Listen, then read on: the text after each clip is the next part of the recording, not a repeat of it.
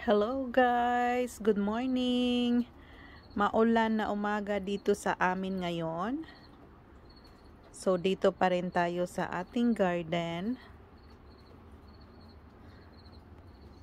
At napakasigla ng mga tanim ngayon dahil naulanan sila.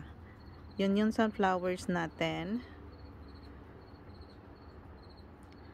Yung nananamlay dito kapag umuulan yung mga petunias.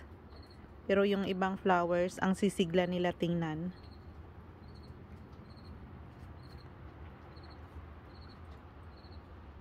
Ang gulayan natin.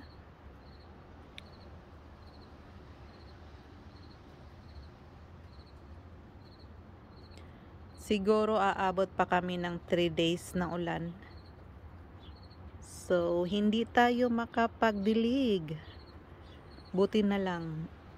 At makakaipon pa ako ng tubig ulan. Mayroon akong drum dyan eh. Baba tayo.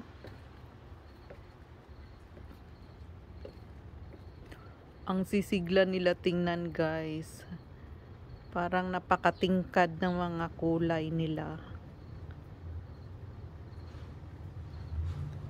Pero umuulan pa rin. Maambon ngayon habang nagbibideo ako, pero kagabi malakas yung ulan.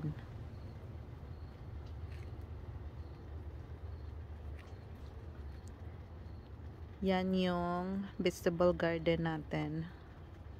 Nandyan pa rin yung upo natin. Hindi ko pa rin siya hinarvest.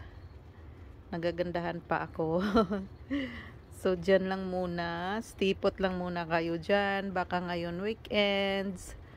Mauulam ko na kayo. Excited na ako sa inyo. So,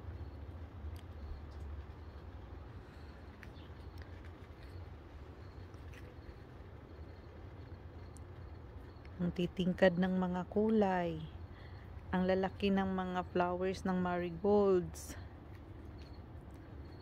At ang mga petunias lang talaga ang mananamlay kapag ulan. Ito sila oh, parang matamlay tingnan. Pero pag mainit na, nako, gaganda naman sila lalo. Strawberries natin. Marami na namang hinog. Ito sila, matamlay. Petunias lang talagang nananamlay kapag maulan. Pero pag mainit na, agad-agad naman silang magba-bounce back. Ito yung pink, okay naman siya. Nag-layer. Dito okay naman siya. Pero yung iba sobrang sigla kapag umuulan.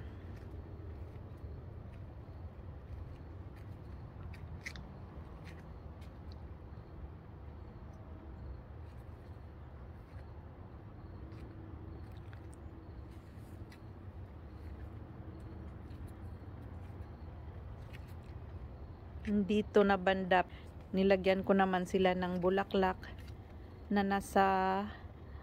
nakatanim lang sa galon ng fresh milk. Para maganda lang tingnan kasi bakante na dyan. Nakaharvest na kasi ako ng sibuyas dyan kaya nagkabakante. Yung mga marigolds natin. Nasa laundry baskets lang. Yung pinagharbisan ko ng patatas na laundry baskets, ginamit ko naman sa marigolds.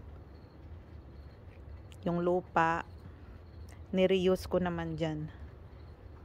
Kasi yung mga marigolds, nagsiksikan yan doon sa kabila, dyan sa center. Tapos, ang sikip nila, so pinag-separate ko na lang sila at nilagay dyan sa laundry baskets.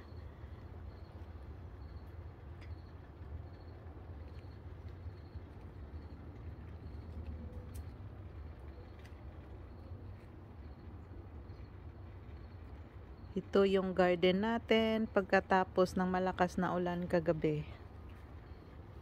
At siguro aabutin pa to ng 3 araw na pag-uulan.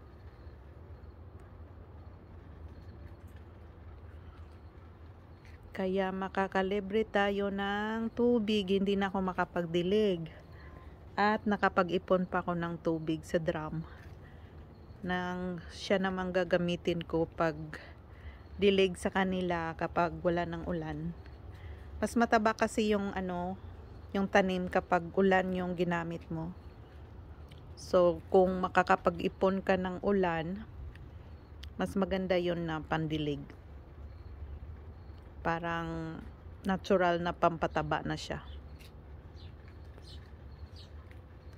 So ito yung update ng ating garden pagkatapos ng malakas na ulan. So bye guys.